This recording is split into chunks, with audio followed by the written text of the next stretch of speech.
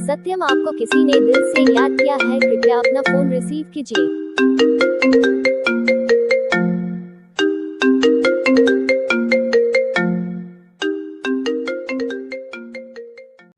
ऐसे ही और रिंगटोन बनवाने के लिए अपना नाम कमेंट में ज़रूर लिखें।